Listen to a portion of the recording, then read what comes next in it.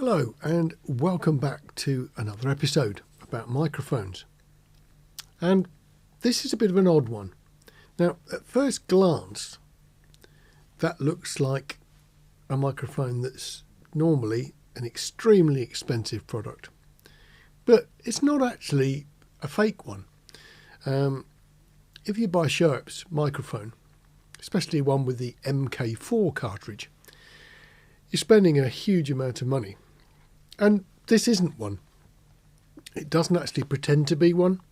There's not actually any branding on it whatsoever. But it does have definitely the look of a Schoeps. There are a number of differences, but it's an interesting product. Now, it's not a cheap microphone. I think they're about £65, something like that. But it's a little bit odd from the point of view that some things are very similar, but the engineering on it in actual fact is pretty impressive. Now, weight wise, it's very heavy. The metal that you can see inside, and if you take the capsule off the top, looks like it's probably either brass or some form of alloy, certainly a goldy colour. But there's a couple of interesting things. I mean, the design of screw-on capsule mics is generally pretty consistent between makes, and they're not exactly new things. They've been about for a long time. Now, if you look at something like the AKG 451, you actually have a screw-on capsule, and in the middle is one little spring-loaded pin that connects front to the preamp. Well, that's always a little bit prone to the contacts getting either a bit weak or tarnished. Certainly if you buy old ones and that spring's been engaged for 40 years, it's not as strong as it was when it was new. And from time to time, that means you get crackles, pops, that sort of thing, as the resistance of that little point contact changes. Well, in here, instead of just one centre point, this has actually got 4 little spring-loaded points that push onto some concentric rings. So there's more than one point of contact. So this will probably be more reliable than a single point of contact. It's also quite nicely made. It's got that strange grey brushed finish. And while it looks a bit like a Schoeps, it's got a different number of fins on the top. So it's a sort of look alike but not look the same, and it's got one or two slightly weird features too. The mount that comes with it is squidgy rubber, and it confused me for a moment, because if you shove that on there, I thought, yeah, that's really good, because it moves, it's got some sort of softness to it, but that then leaves you, the actual XLR connector is covered. So what you have to actually do is post the XLR cable through there and then plug it in. I'll show you. So you get your cable, you shove that into there, then you can connect the microphone and then you push it back. So it's actually quite short. So that's the sticky out bit with the preamp and the capsule. The connector is half buried in that mount, which is quite a neat little design. So I think this will actually do quite well. But I guess we better have a listen to it, hadn't we? Okay, there we go. So let's go from the SM7B that we're talking on at the moment to the Chinese one. So we're on the Chinese one now. And it's actually visually rather nice. In actual fact, for video things, a grey microphone that's got this soft finish to it is actually slightly better when you get lots of lights and things, because it's not quite so reflective. So it doesn't look quite so obvious. So we'll swap between the SM7B and the Chinese one and see what you think.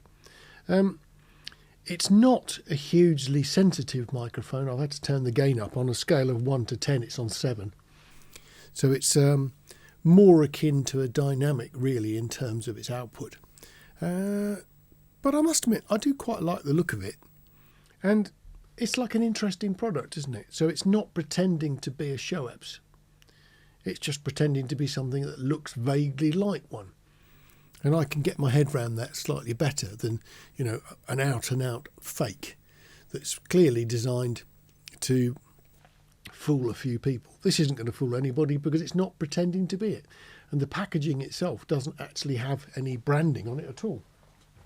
It's a fairly plain box, sort of a bit boring really. Apart from the clip, the only other thing you get with it is one of these. And I discovered that in actual fact, if you use this microphone close in, it's no good whatsoever on a voice. I'll give you a little idea in a minute. But if you use it close in, it pops and bangs like the devil. So the little foam windshield for close use is pretty important. It might be quite good for sort of an interview situation. If you were doing sort of radio or TV, you could put it on a stand on the desk, and with that rubber mount, then touching the actual stand is not going to be quite so critical because you've got a little bit more softness between whatever you've attached it to and the mic itself. So I think that's a pretty handy thing. So anyway, I just thought I'd give you a quick look at this microphone so you can actually hear what it sounds like. I'll make you suffer a bit of the guitar just so you've got a bit of a comparison so you can see if you maybe think about it for an instrument microphone. Let's have a go with the guitar then.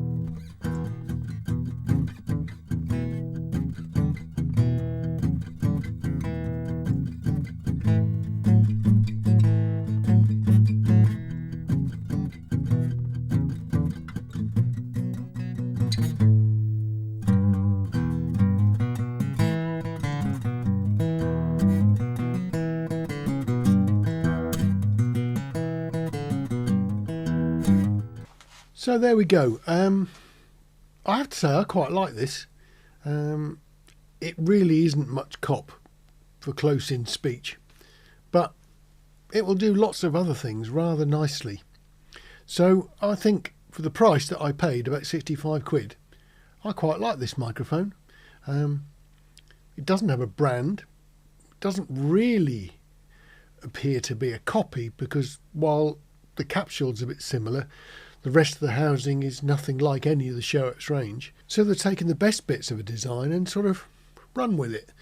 And I quite like it. 65 quid, yeah, I can live with that. I'm sure I'll find something useful to do with this one. See you on the next video. Look after yourselves. Take care.